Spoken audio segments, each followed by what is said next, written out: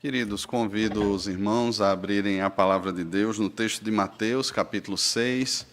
Mateus, capítulo 6, do versículo 1 ao versículo 8. Mateus, capítulo 6, do versículo 1 ao versículo 8.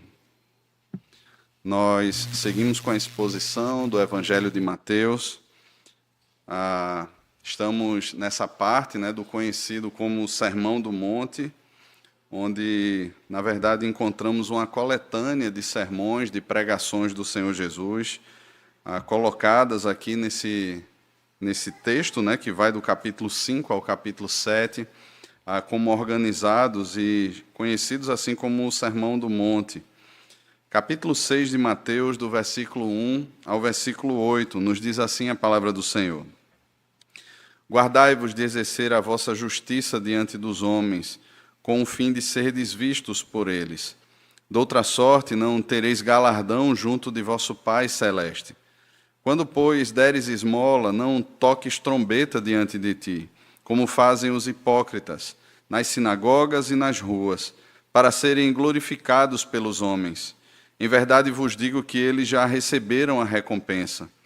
Tu, porém, ao dares a esmola, ignore a tua mão esquerda o que faz a tua mão direita, para que a tua esmola fique em secreto, e teu Pai, que vem em secreto, te recompensará. E quando orardes, não sereis como os hipócritas, porque gostam de orar em pé nas sinagogas e nos cantos das praças, para serem vistos dos homens. Em verdade vos digo que eles já receberam a recompensa.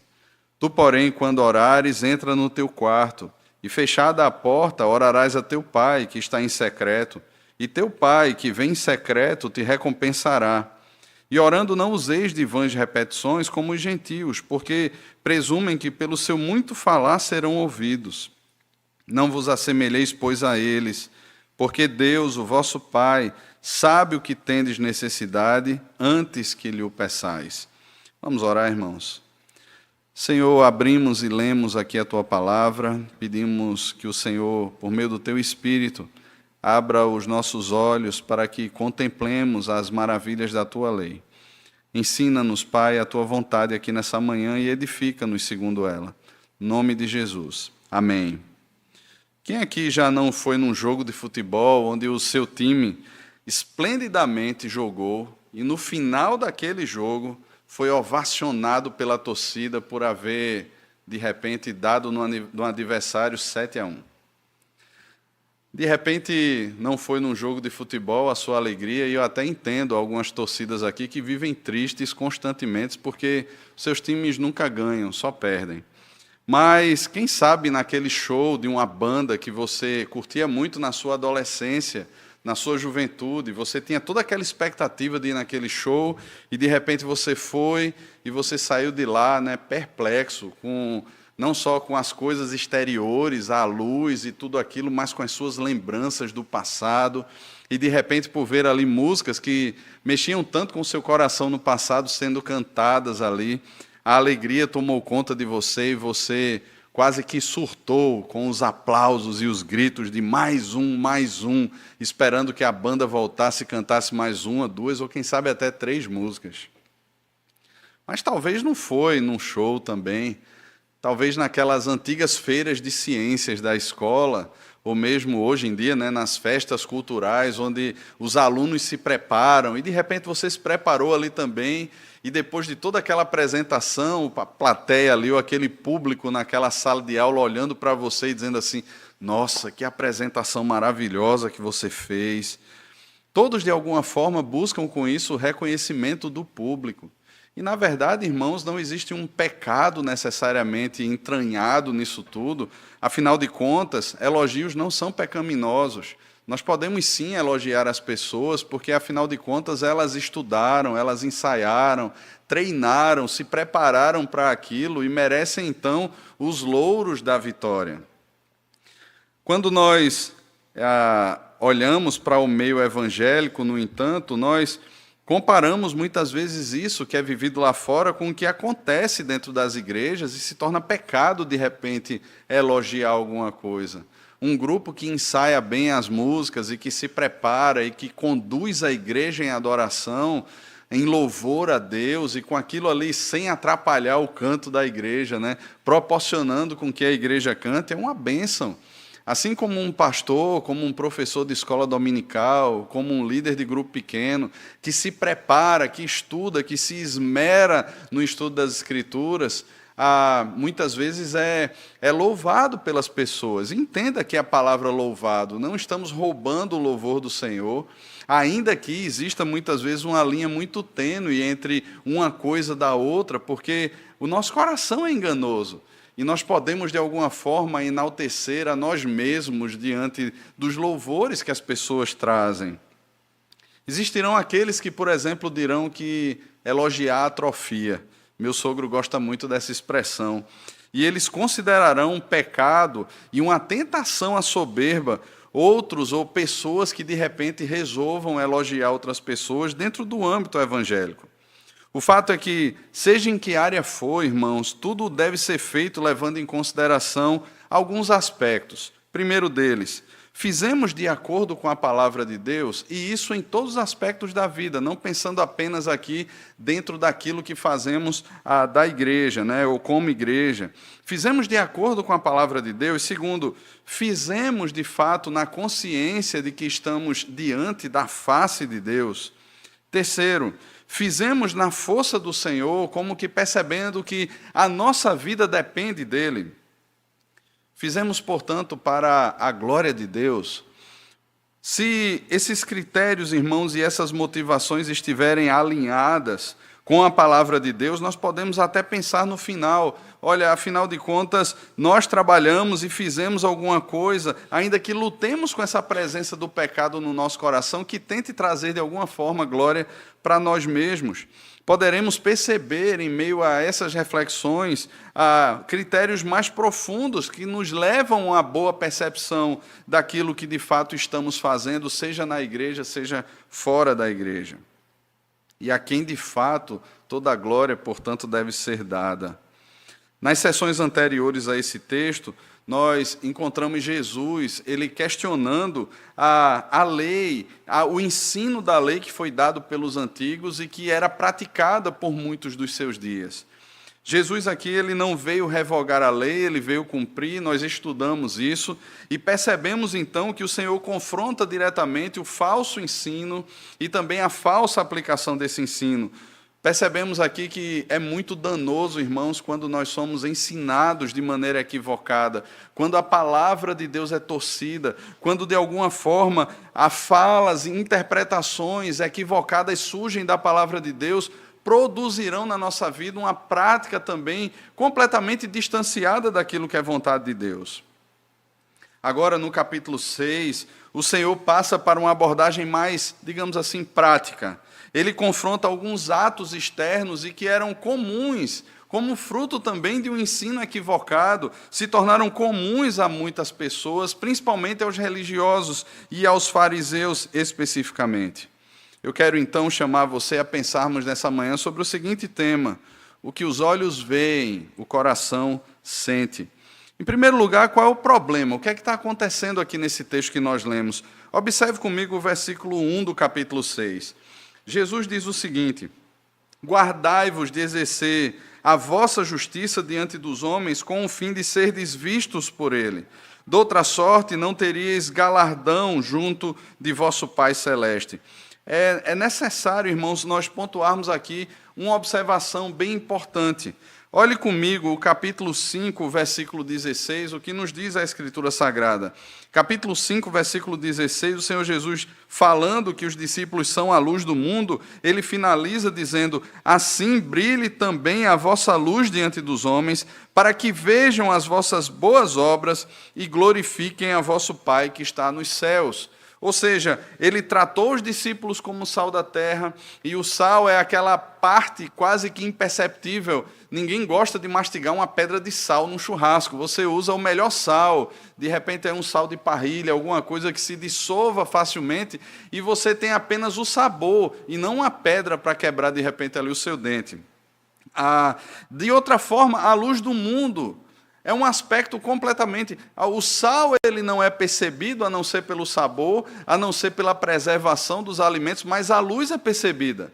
A luz, ela revela as obras, ela revela a prática. No entanto, quando Jesus compara os seus discípulos como sendo a luz do mundo, eles são a luz que revelam o Senhor. Veja que o resultado é para que vejam as vossas boas obras e glorifiquem o Pai que está nos céus. A glória não se torna dos discípulos. O discípulo ele tem uma função, que é trazer luz sobre a obra de Deus. O discípulo ele não traz luz sobre as suas próprias obras, ele não se torna o centro das coisas, ele não se torna a pessoa principal, essencial, ele revela aquele que de fato é a pessoa principal e essencial, que é o Senhor. E ele passa então, o Senhor passa então a ser glorificado por causa disso. No entanto, aqui, irmãos, nós temos algo diferente. A finalidade é diferente, apontada pelo Senhor Jesus aqui no versículo 1 do capítulo 6. Vejam que o fim é serem vistos pelos homens. O fim não é revelar o Pai que está nos céus e assim ter o Pai glorificado, mas o fim é a revelação de si mesmos aos homens. Glorifiquem a Deus é diferente de serem vistos pelos homens. Eles não estão buscando a glória de Deus, eles estão buscando de alguma forma a glória deles mesmos. E aqui fica manifestado, irmãos, também um pecado chamado temor de homens. O temor de homens, ele se manifesta nessa vista, ou nessa busca por visibilidade. De alguma forma, as pessoas querem ser vistas. Nós, de alguma maneira, projetamos isso e buscamos nisso uma glória que deveria ser de Deus e não nossa. Isso revela, irmãos, que de alguma maneira os homens dominam sobre nós. Porque à medida que nós somos aplaudidos, nós estamos olhando para os homens e pensando, eu estou cumprindo bem a minha função. À medida que nós somos vistos e aplaudidos, nós estamos olhando para os homens e estamos pensando da seguinte forma, eles estão me vendo, eles estão me observando, estão de olho em mim, como é bom estar na frente. Mas um segundo aspecto do temor dos homens é nessa busca por aprovação. Vejam que o texto ele vai dizer que a justiça é exercida diante dos homens para serem vistos. E aqui um outro sentido que pode ser dado é de aprovação. Nós temos a aprovação dos homens. Afinal de contas, conquistamos alguma coisa, chegamos em um determinado patamar, atingimos a notoriedade e agora eles olham e nos aprovam. Eles aplaudem, eles dizem, nossa, como você é bom, onde você chegou, como você faz bem às pessoas, como você atua bem. E isso, irmãos, é temor de homens.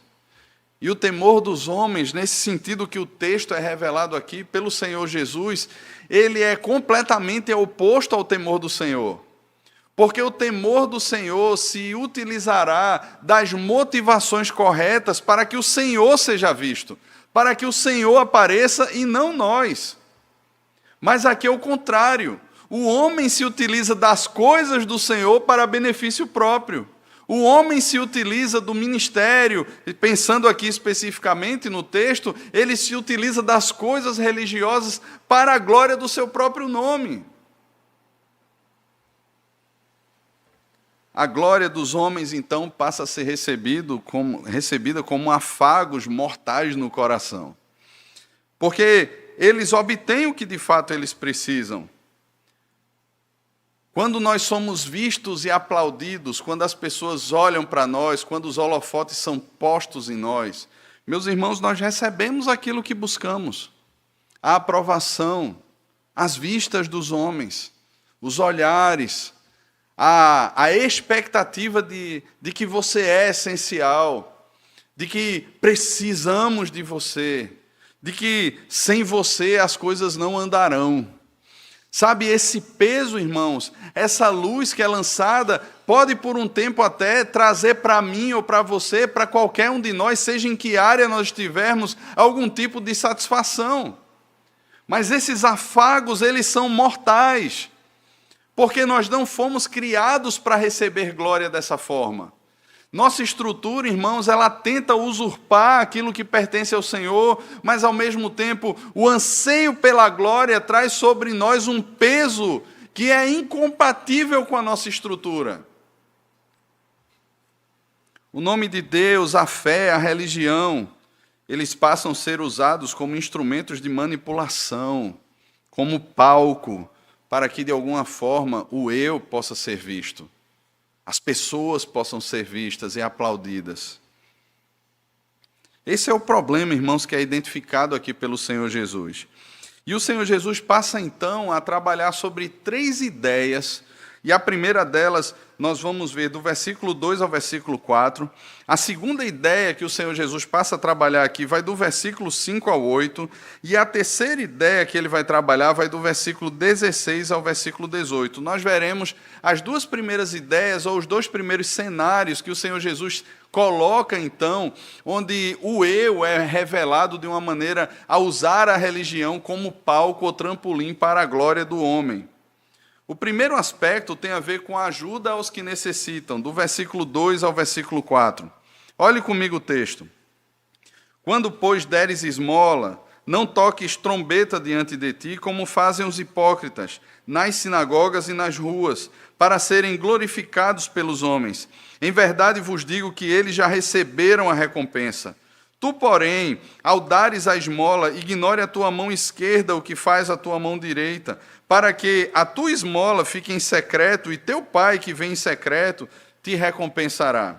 Veja, quando você ajudar algum necessitado, seria pecado a ajuda ao necessitado? De forma alguma.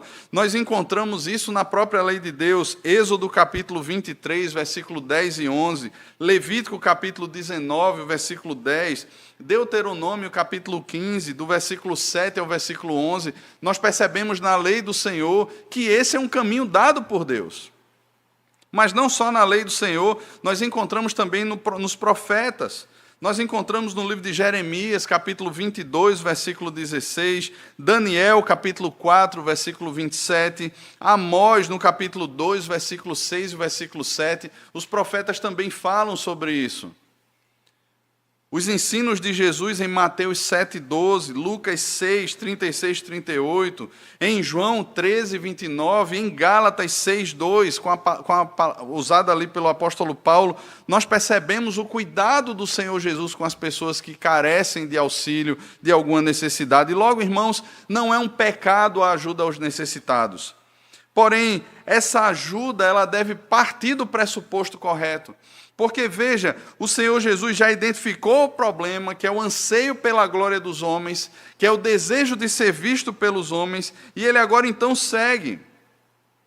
Ele fala aqui que o desejo do coração é serem glorificados pelos homens.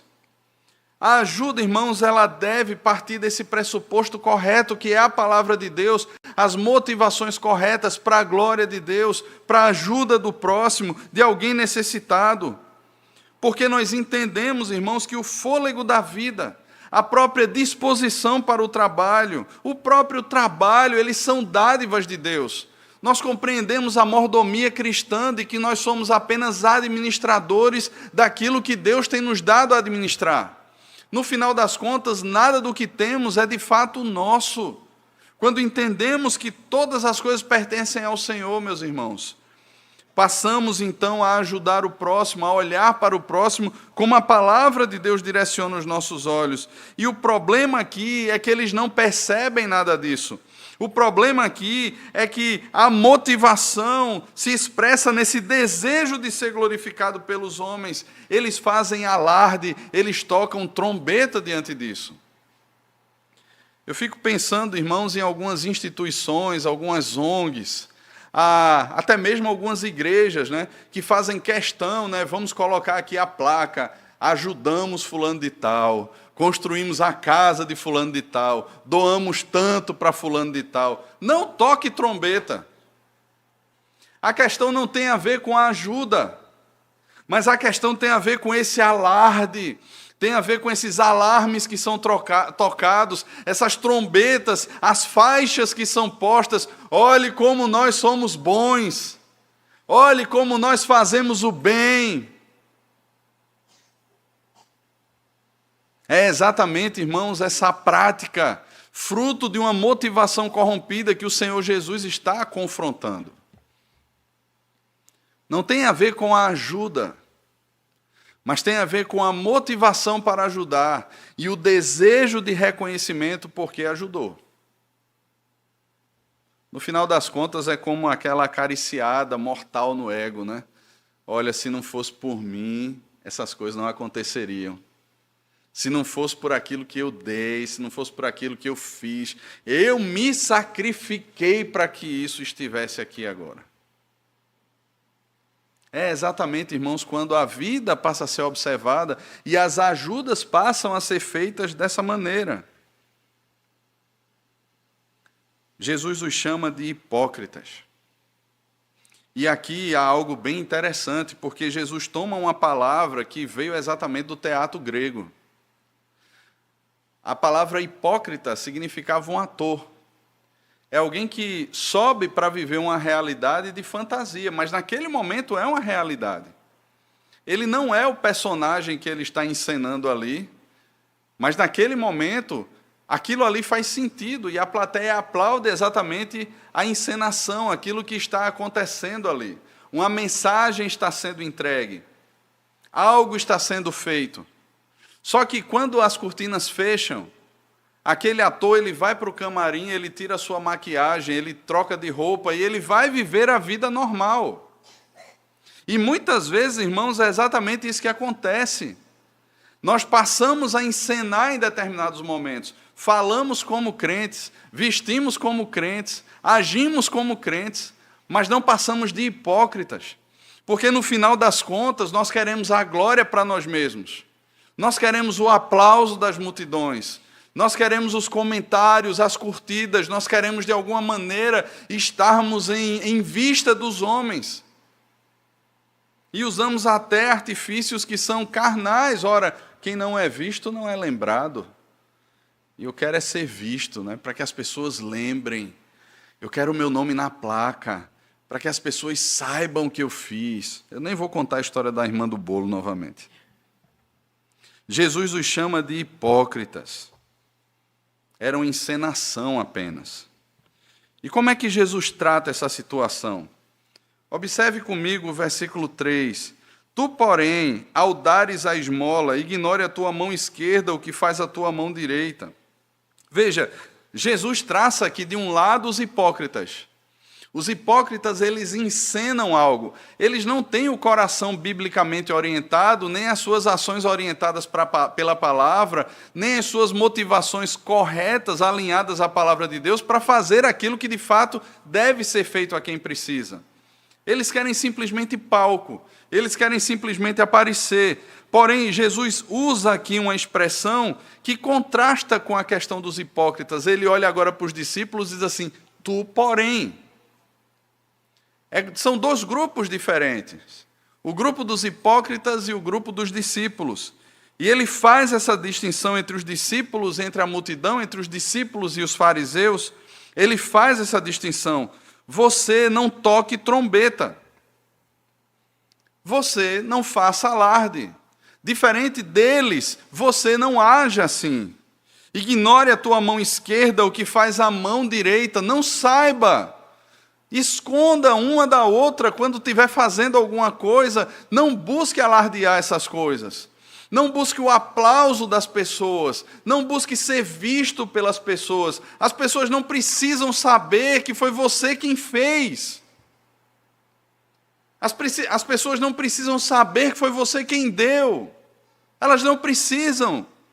Simplesmente vá lá e faça e ponto final. E aí a grande questão, irmãos, é que o Pai que vê em secreto, Ele recompensa. Não é interessante? As ações, elas passam a ser secretas, você as faz diante de Deus em benefício de alguém, mas nem a pessoa sabe, nem as pessoas sabem, mas Deus sabe. Ninguém pode ver. Nem a própria pessoa que é alvo daquele benefício, de repente está vendo. Ou sabe quem é, mas o Senhor sabe. E veja, irmãos, essa é a percepção de que de fato sabemos que vivemos diante da presença de Deus e tememos a Deus. Porque se é uma relação de temor aos homens, eu quero que os homens saibam e vejam, mas se de fato eu creio em Deus, e se eu vivo diante de Deus, se as minhas motivações são em obediência à palavra de Deus, conduzidas pelo Espírito Santo de Deus, eu sei que Deus vê. Eu não preciso do reconhecimento, do aplauso, do palco, eu não preciso das luzes sobre mim, mas o Senhor sabe. Não serão as pessoas a aplaudir. E aqui ele fala que o Senhor recompensará. E aqui nós temos dois aspectos sobre essa recompensa. Primeiro, o galardão que está por vir. Irmãos, no céu nós receberemos galardões, que são dádivas, que são presentes, que são premiações. E é certo que as pessoas que fazem e mostram o que fazem, elas já receberam aquilo que elas procuravam, que é o galardão dos homens, os aplausos, as condecorações dos homens, a aprovação, a visibilidade, elas já receberam. E aqui então, irmãos, aquela que faz, ou aquele que faz de maneira secreta, movido por tudo aquilo que nós já falamos, de acordo com a Escritura, eles receberão do Senhor. Nós temos um galardão a receber. Mas um segundo aspecto dessa recompensa é saber que estamos obedecendo às Escrituras, e que por obedecermos às Escrituras, o nosso coração é vencido. E ao mesmo tempo, irmãos, uma alegria brota do nosso coração, porque nós passamos a ter essa convicção de que não somos nós agindo, é o Senhor, por meio da sua palavra e do seu Espírito, nos usando como instrumentos de bênção na vida de outras pessoas. Isso deveria trazer alegria ao nosso coração. E veja, é uma obra do Espírito, irmãos, que aplica de forma prática a palavra ao nosso coração, nos levando a atitudes. Atitudes que atingem diretamente a vida de outras pessoas. É a recompensa do Senhor. Mas há um segundo campo que o Senhor Jesus coloca aqui. Esse é o campo das orações. No campo das orações, o Senhor Jesus vai tratar, irmãos, sobre a publicidade que busca, de alguma maneira, a glória para si mesmo. Agora veja, por meio de orações. É importante dizer, irmãos, quando nós olhamos do versículo 5 ao versículo 8, que o Senhor Jesus ele não está aqui condenando as orações públicas, ou mesmo as orações individuais feitas em público. Por exemplo, nós oramos no culto de forma pública. Você ora e a igreja diz amém, concordando com aquilo que está sendo dito ali em oração. Nós temos também orações que são privadas, que são orações pessoais, que muitas vezes podem ser feitas em público. Nós podemos orar, de repente você vai almoçar com alguém, está ali no restaurante, tem um momento de oração, agradecendo a companhia daquelas pessoas, agradecendo o alimento. Não é pecado essas coisas. Mas muitas vezes pode se tornar pecado.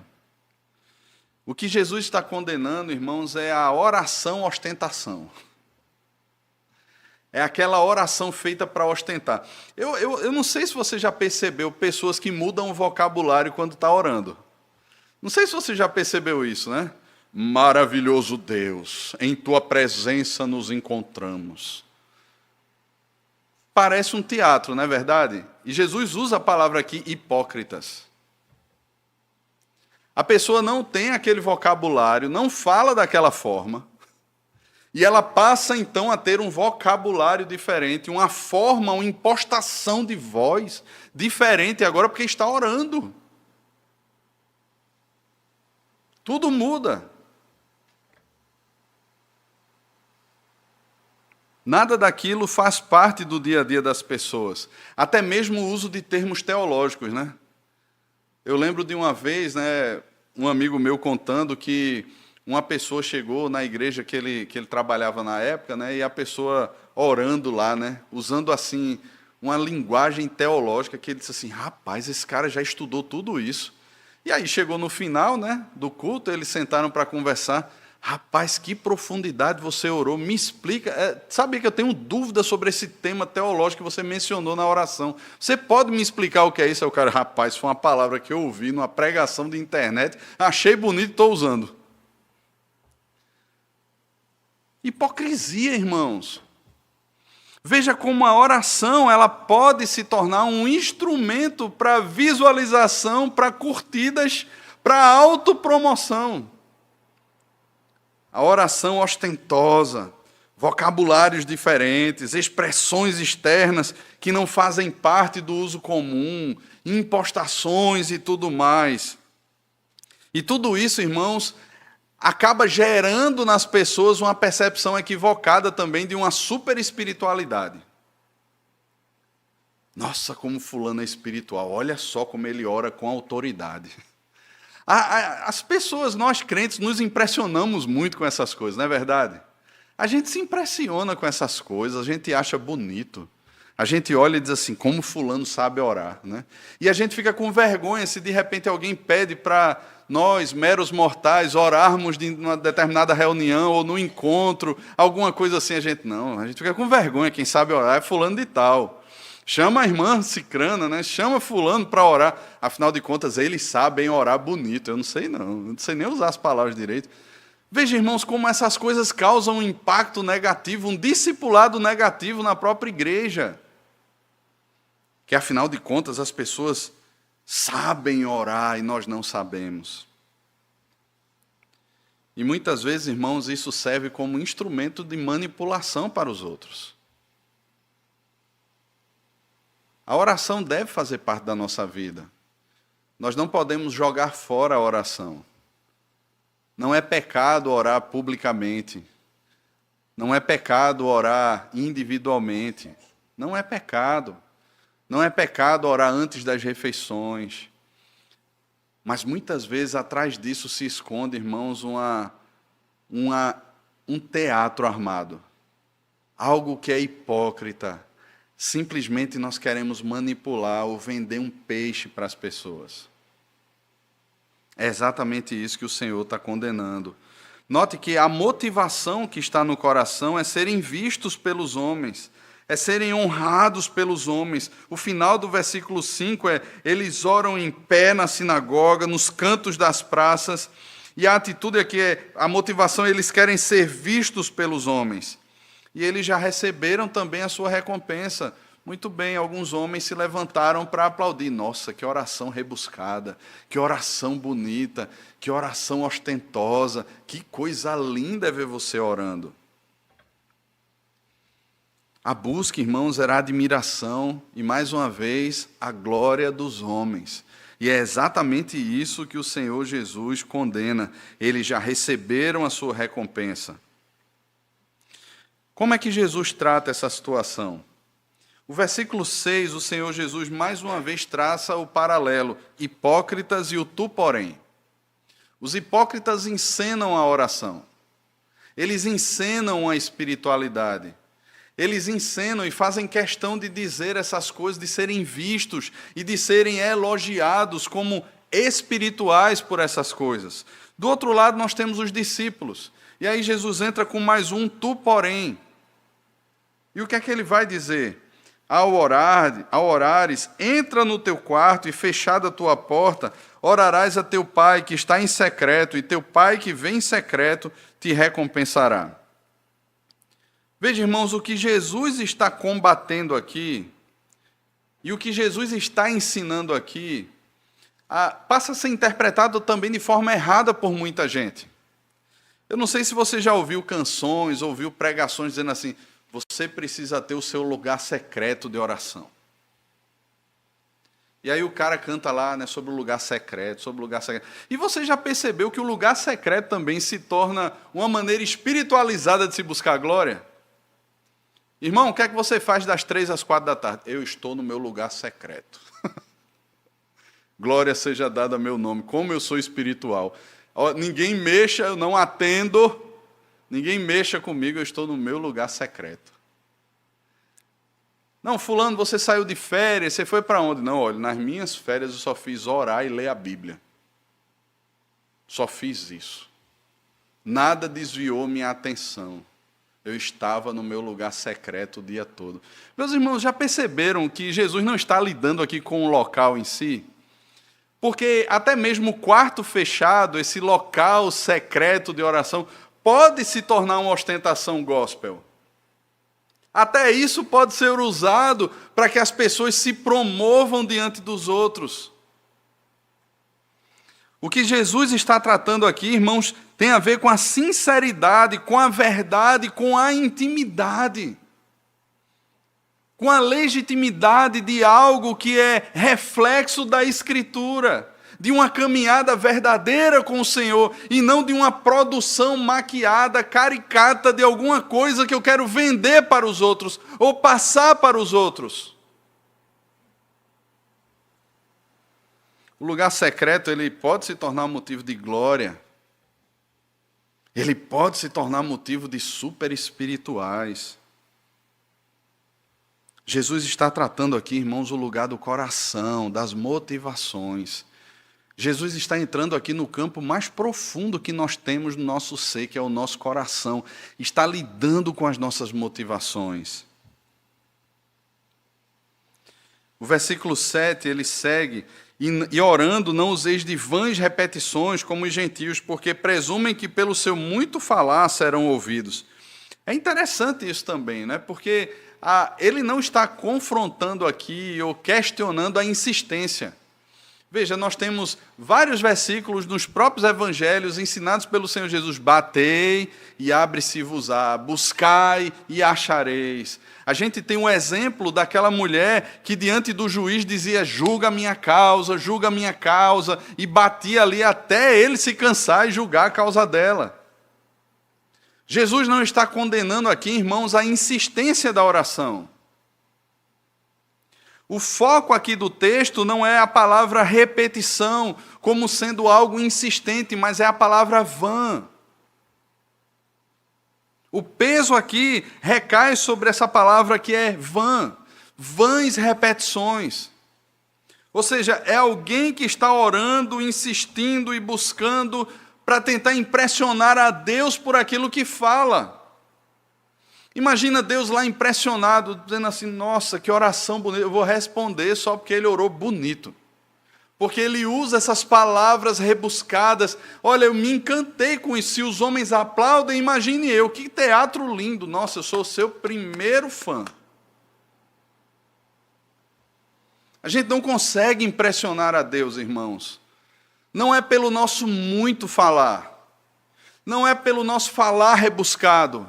Não é a oração do pastor que tem mais poder, não é porque aquele pastor ora bonito, ou porque aquele irmão ora bonito, ou porque ele sabe fazer as coisas em oração que são esplêndidas. Não, não é nada disso. O Senhor não se impressiona com essas coisas, irmãos.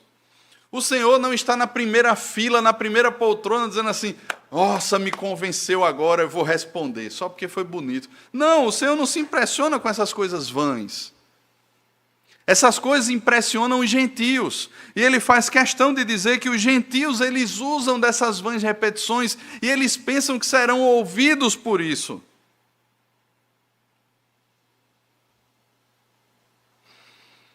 O versículo 8 diz: não se assemelhem a eles, porque Deus sabe, porque Deus, o vosso Pai, sabe do que você tem necessidade antes que lhe o peçais. Deus sabe, Deus conhece as nossas necessidades. Precisamos orar, irmãos, expor a Deus as nossas necessidades.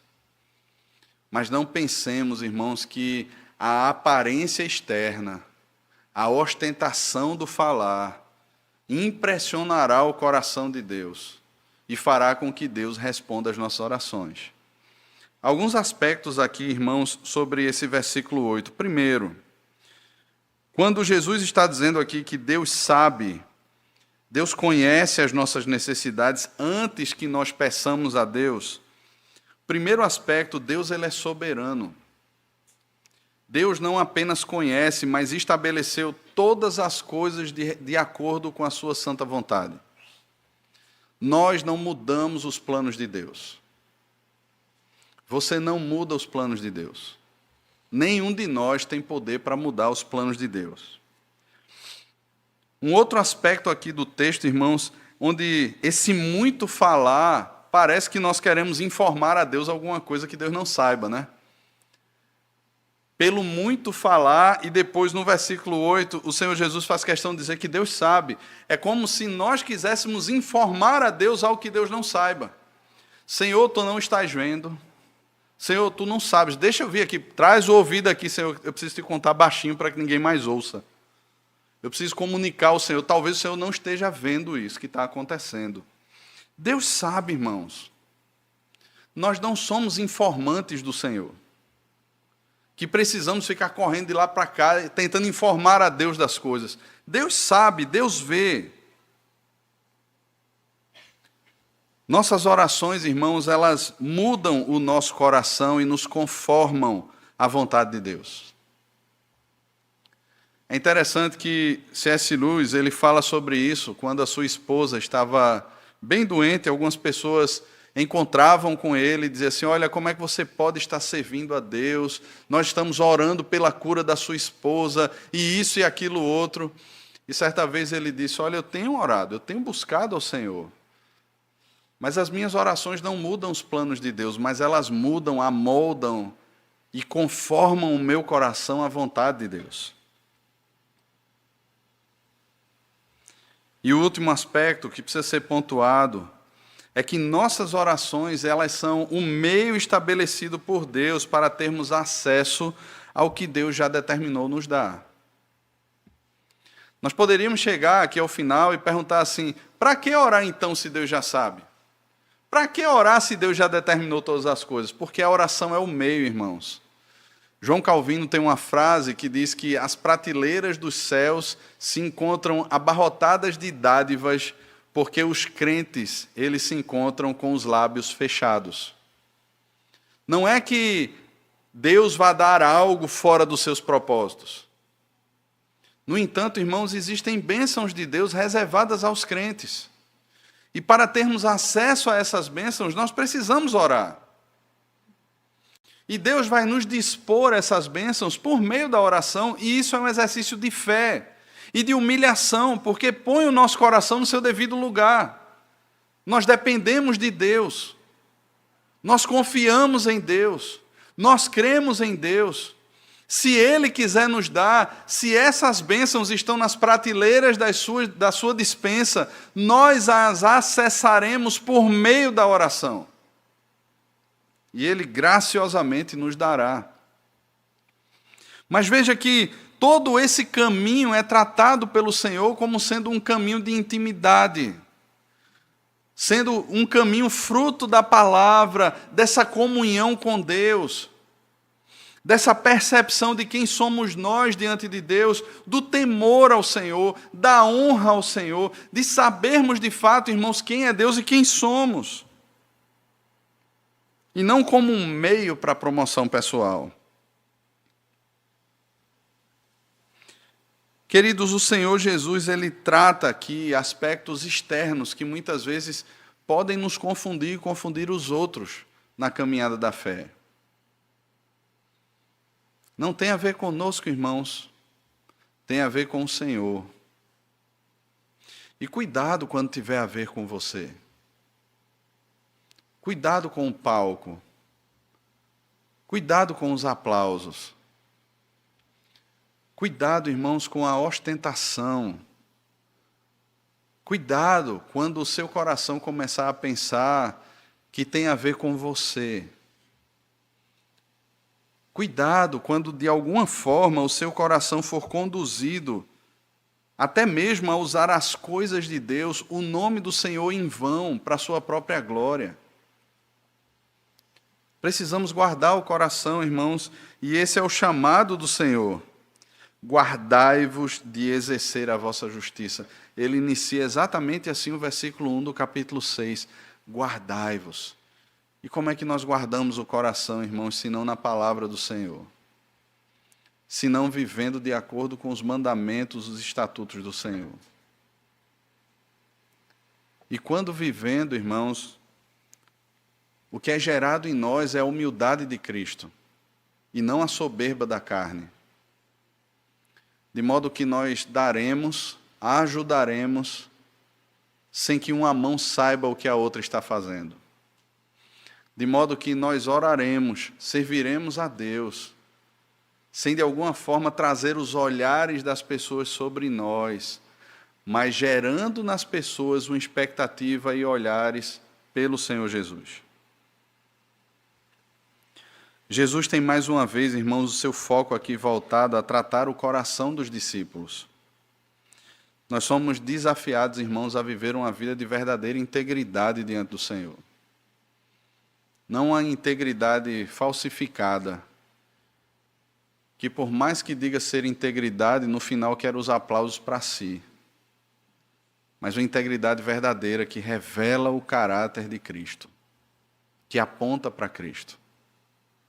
Uma integridade que revela para mim e para você, para os crentes, de que o Senhor da igreja é Cristo, de que o Senhor das nossas vidas é Cristo, de que o Senhor da nossa cidade, por mais que a gente veja tanta coisa troncha, é Cristo. E passa então a gerar no nosso coração uma verdadeira adoração, um verdadeiro quebrantamento, de usufruirmos, irmãos, todas as dádivas, todas as bênçãos de Deus com alegria, sabendo que Ele é bom e tem cuidado de nós, e que Ele sim merece ser visto, glorificado, honrado e exaltado. Que o Senhor, então, irmãos, ajude o nosso coração e conduza o nosso coração a vivermos de fato uma vida para a glória do Senhor. Amém? Vamos orar. Feche os seus olhos, curve a sua cabeça. Oremos ao Senhor. Senhor, lemos aqui a Tua palavra, ouvimos a exposição daquilo que o Senhor ensinou há tanto tempo atrás aos Teus discípulos e que hoje quis nos ensinar. Pedimos, Pai, que o Senhor conduza o nosso coração a vivermos uma vida para a glória do Senhor. Livra-nos de nós mesmos, dos descaminhos do nosso coração. Traz-nos a humildade de Cristo à medida que meditamos na Tua palavra e que conhecemos ao Senhor. Nós oramos e Te agradecemos no nome de Jesus. Amém. Amém.